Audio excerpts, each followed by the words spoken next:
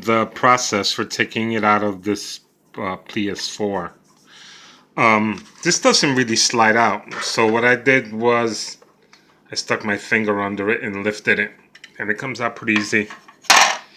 Then this screw right here, and slide out the carriage. It already has the solid state drive in it, but I did notice that a spacer would have been handy to use, and I'm gonna open it up, put the spacer in, and then seal it up again. Why not use the spacer, right? So I'll be right back. I'm gonna unscrew this with this.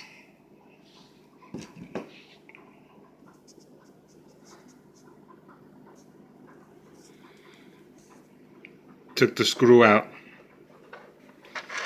and this slides out.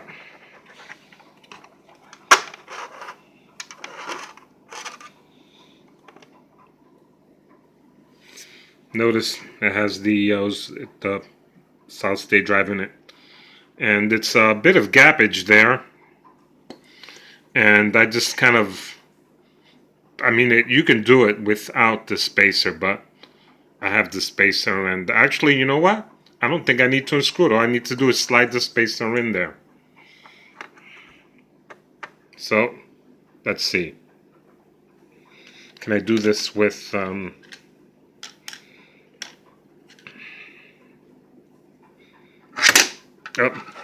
I'll tell you what, I'll be right back. I take that back. The spacer, there's still gap. The spacer is not necessary. Look. See? It just slides out. So, just kind of adjust it as best you can. If you think you need a spacer, maybe, but there's gap in there. Don't sweat it. Just line up the screws to the screw holes, and that's it. Bye. Gonna put the screw and gonna slide this back in.